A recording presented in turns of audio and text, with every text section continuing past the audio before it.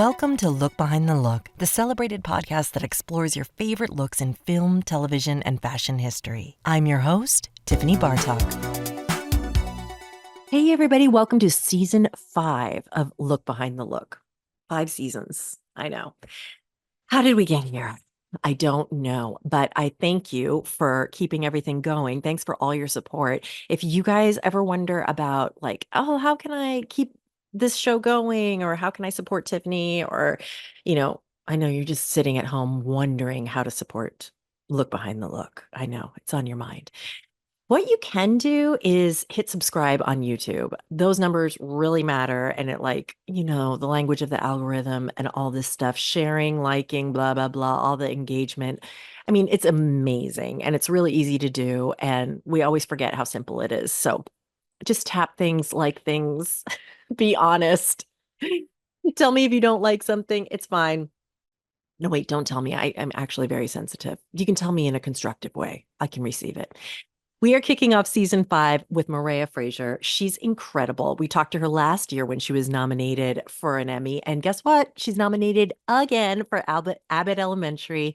She's going to share some tea with me and tell me all kinds of fun and crazy stories from the set, because that set seems like I would pay to be working on it. It sounds like such a fun time, so creative and incredible. She's going to share with you all of the behind the scenes in this episode. And we're really rooting for you for your Emmy nomination. We're going to be talking to a couple of nominees this season. And we're also going to come to you with some more bite-sized episodes, which you guys have been super excited about. Thank you so much for sharing them, commenting. You can get them on Substack.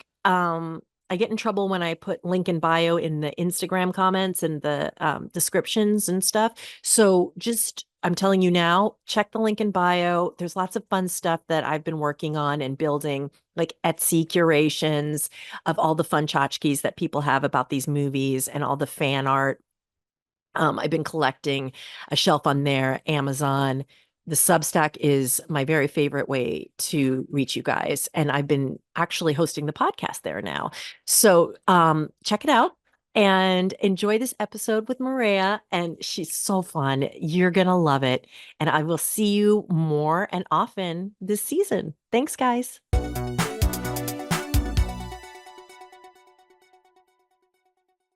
Fine teachers of Abbott Elementary. What? No comment about Gregory being F-O-I-N fine. No, that is highly inappropriate.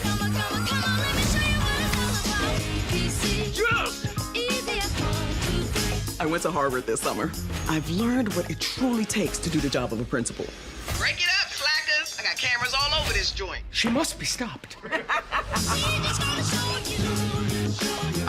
Yeah, trying out cursing, see how it goes. Oh, no. Gregory and I are good. Yeah, no, we're fine. Interesting.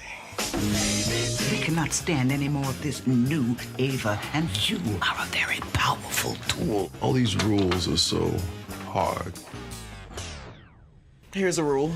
Put your arms away, Jeremy Allen Black. You guys missed a lot. Son of a... Feels forced. Hi, Maria. How are you? I'm good. How does it feel to be a 2-time nominee for this amazing show that you are a part of? I have so many questions about how you're dealing with all of it, because last time we talked, you were nominated for the first time. So Yes. tell me now, let's make it clear for everybody, because sometimes, because of the way the show's run, they don't know what season you're nominated for. So Okay. this nomination is for Season 3. season 3. Okay, so we're in sync. Yes. We're in sync. Yes. Yes. All right. So last time we talked about Ava's glow up, which was Yes. amazing, and she's killing it even more this year. And you have Yes. 100 wigs that you are dealing with, and And so plus some. and plus some. So Yeah. tell me the story. I've read it before about how you've acquired all these wigs and how you decide which ones you're going to use on the show. Oh my gosh. Well, as you know, because of the strike last year, we ended up having a shorter season. So Right. even though I had more than 100 wigs on deck, I just had them. Yep. But the way that I acquired them is back in COVID. I just started buying a lot of wigs and just accumulating all of those wigs over the years because I knew something big was coming. Mm, Didn't know what. mm. Didn't know what it was, but I knew something big was coming and I needed to be prepared. And I'm always that type of person where you have to stay ready so you don't have to get ready. And I've always had that mentality throughout my career. So I always prepped myself and made sure that I was Mm. on top of it because I think I've had a few experiences in my career where I was unprepared Oh and yeah? I learned my lesson. Yes, ma'am. What was the time Very that few. what's the time that Oh you can think gosh. of? I try not to remember. And I've been there too. I've But been it there was too. definitely in the earlier part of my career, where as a new artist stepping onto the scene in the earlier part of my career, you want to be prepared, but at the same time, you really don't know what you're walking into. So I've always learned being in this industry, you have to be over prepared. Yeah. There's wigs I've had for years that I have bought thinking that it was going to be used for one thing and then I don't end up using that wig until 4 years later on a big Okay. star. So yeah, that's what I mean by always being prepared at all times because you never Yeah, know. yeah. No, I love that you're saying that though, because in our industry, in the hair and makeup industry and in the entertainment industry, for me, we never like I have a story that I've never shared before. Like Hmm. where in the first episode of this podcast, I forgot to hit record. Oh, And yes, and didn't realize it until I put it out. And it was on video, thank God. I ah, had a backup oh audio. my But gosh. but like you're saying, it's you're so afraid to share that because Yeah. people never forget. And Yeah. then, like I know. And so, but Honestly, if I could remember it, I'll tell you. I just know it happened. So I'll I be trying know. to block it out. I know, but it's like we're always living in like, this and then like for each other, we never think that we never want to let the other one know that we made mistakes, you know what I mean? And so it's very, very, very, very good to hear that we're all human, you know what I mean? But Oh, child, and I got stories about that this season. You live and you learn, girl. You live and you learn. yes. But yeah, Oh, yeah. So you had some new characters this season, which was yes, fun. And so did you know, okay, this is the one I know he doesn't have a lot of hair, but this is our favorite character is Manny. And yes. I mean, my son thinks Manny is hilarious. And Oh he's my where gosh. did that character come from? That development of that guy is just too funny. Manny is his whole approach to his character was just absolutely, first of all, he nailed it like down to the T. It was Yes. almost supposed to be played as like the rival to Gregory. Yeah. Yeah. But everybody has a love-hate relationship with Manny, and it's just fun to hear and see the characters, not the characters, but the fans talk about like Team Manny or Team Gregory, or Oh, it's that's really funny. fun Yes. to see that whole thing play out. But we wanted him to be that, we wanted him to be that suave guy, like that. Okay, who is this type guy for Janine? Because you just never know. And Yes. with her breakup sequence, it was just more so like, how can Janine kind of have that get back without still trying to find herself, if that makes sense. So Yes. yeah, Manny kind of like slept on in, and we made sure that he was real sharp with the barbers and hairstylists that we had on set this year. Oh my God, so good, so good. He's so weird and I just love it so much. So great. Um, and then, I've noticed myself and I read something somewhere, I'll have to find it about how as the show gets better, everybody is looking more put together, but being that the characters are so well defined and you guys are so careful with that stuff, can you tell me a little bit about the evolution of Quinta and Yeah, Ava and that they're becoming more absolutely. polished? Yeah, absolutely. So in the very, very beginning, it was very important. Quinta has a very, very clear vision about Janine and the story that we're telling, and we get to do that through her hair. And the thing that I love about this character and the evolution of her character is that in every season, she gets to find a little bit of herself. First season, it was all about the kids, like all about the kids. So Right. when you have such a passion to get up at 4 or 5, 6 o'clock in the morning to get ready to get yourself ready to go, teach children, the children are the passion, not how you look. You just Right. want to show up for these kids. Yes. But then she got, broke up with her boyfriend. So as you know, that was like the end of season 1. Coming into season 2, she broke up with her boyfriend. Now she got to find herself. And finding herself is like, okay, well, me and Tariq ain't we not together no more. So what is the first thing that we do when we are trying to find ourselves? We do what? We change our hair. Now for Janine, she's not gonna do a full chop Yeah. and do like blonde or something like so drastic to get over a breakup. But for her, it was a slight change, and that slight change was just the opposite part on the other side of her hair. Oh, I like that. Yes, Okay. and it was the most noticeable, but it shows small changes that she's making. It's like you can Very see small. you can see the consultation when the artist is like, we just moved the part. Yeah. But for Janine, it's such a big thing for her. Yeah. And then coming into season 3, so season 2, we're at that point, and then at the end of season 2, it's like, okay, is Gregory a thing? Is he not? I think he's not. So it's more like, oh my gosh, now I need to really focus on me.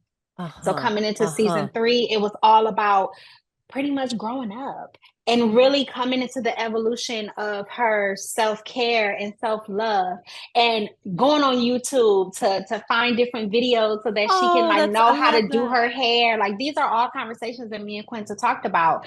So the biggest change this season for season 3 was for her to have a middle part, because she was walking into the district role of being more about her business, and she stepped away from teaching for a little bit.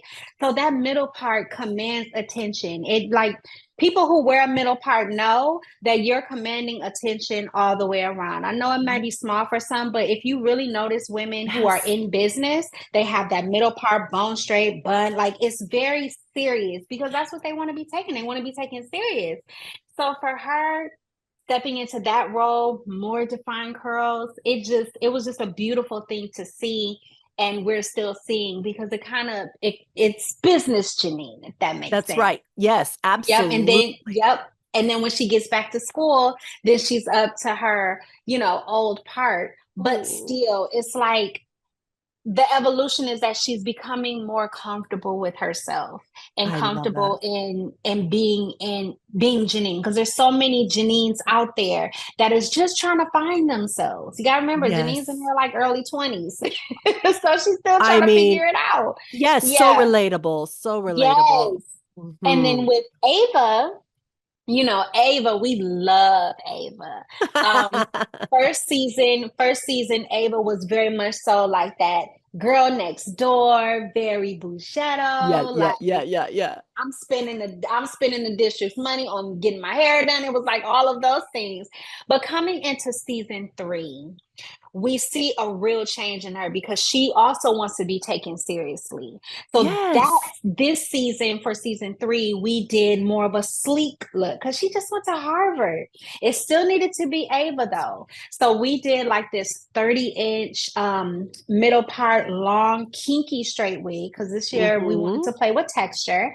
And for her, it just fit and fell into the character. So anytime she wanted to dip into business Ava, she can also dip back into the fun party girl Ava, but that hair gotta move.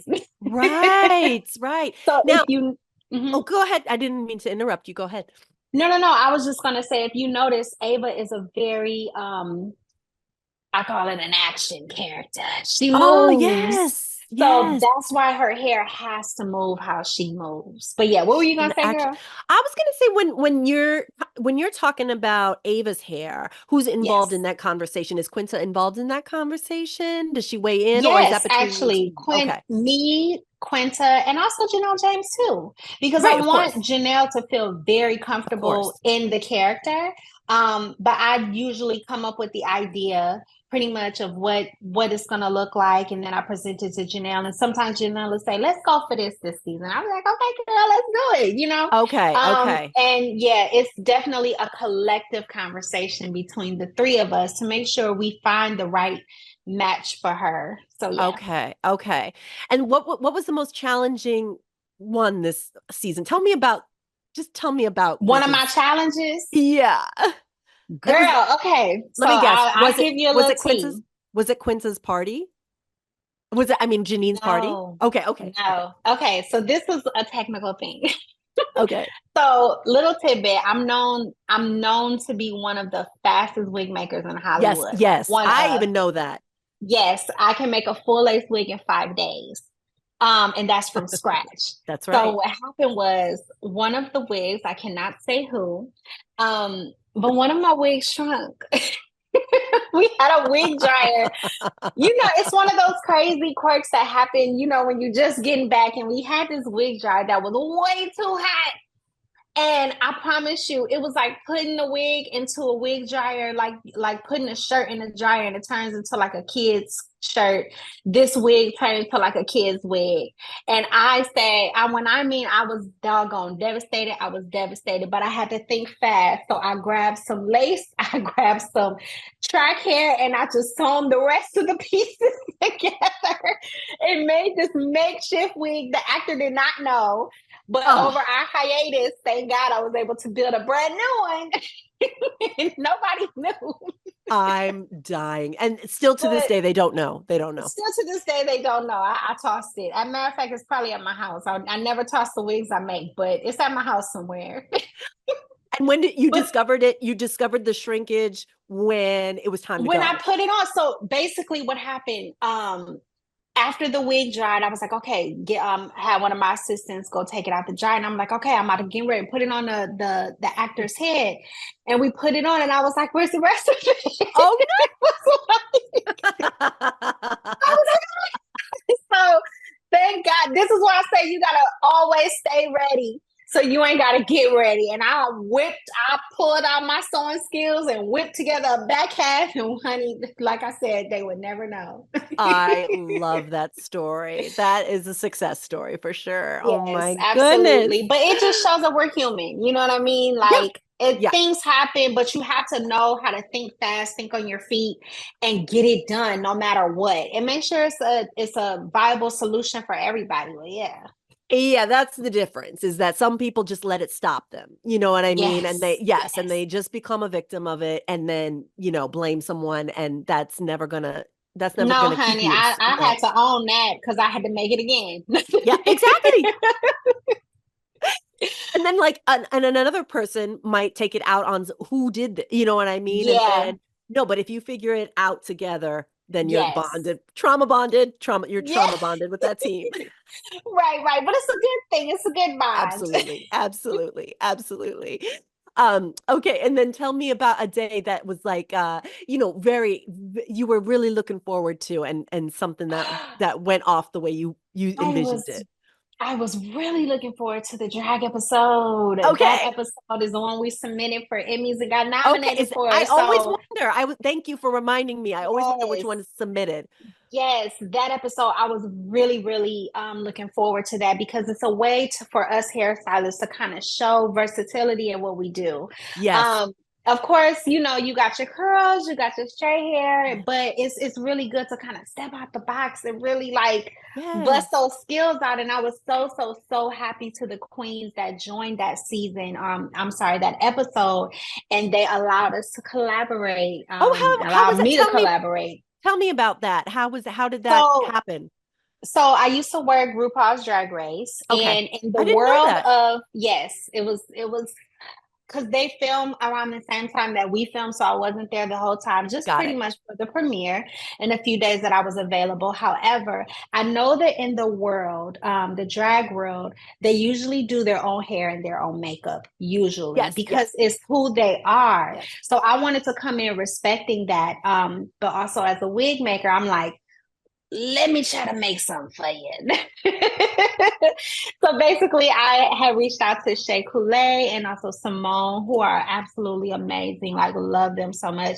And I asked them if they would be down to collaborate, and they was like, "Oh my God, we absolutely would."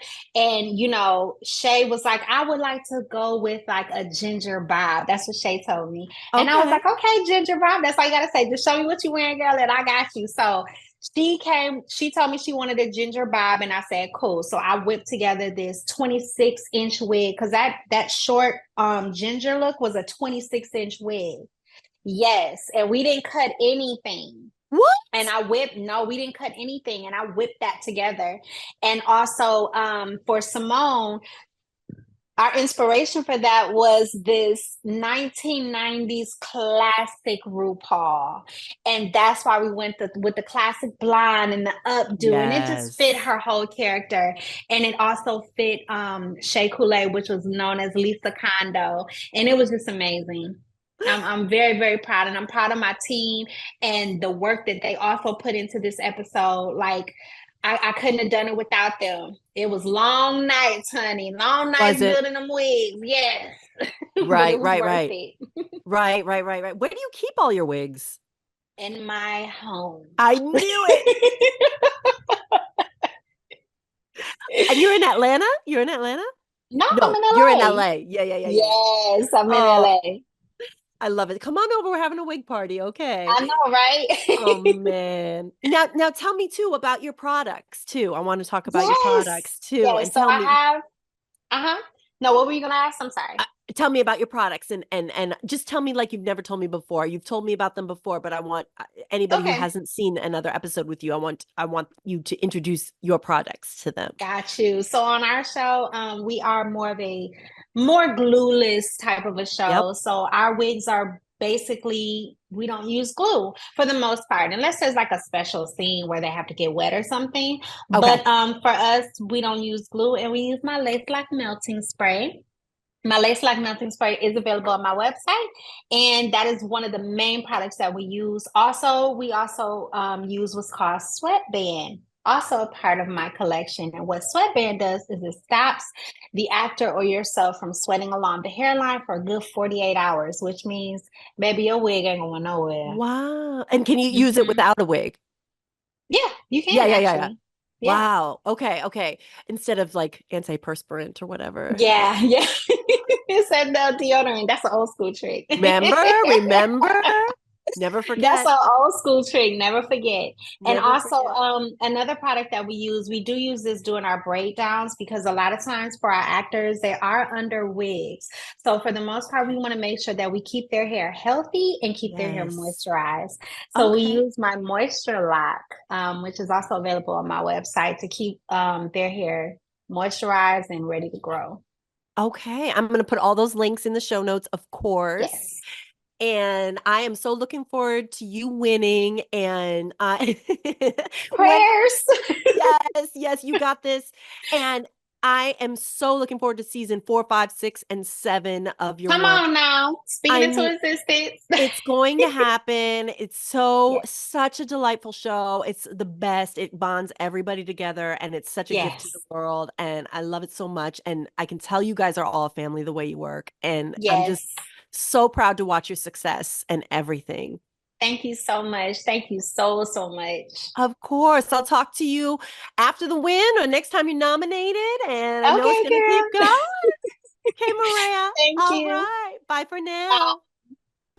Look Behind the Look is a Vinyl Foot production, written by me, your host, Tiffany Bartok, produced by Jace Bartok. If you're interested in learning more, find our video version on the YouTube channel, Look Behind the Look Podcast. There you can see rare photos and clips from our guests. And please follow us on Twitter at LookBehindPod and Instagram at Look Behind the Look. If you like the show, please rate, review, and subscribe. And tell your friends and spread the word. You can subscribe to us on iTunes or any podcatcher of your choice. Thanks for listening to Look Behind the Look.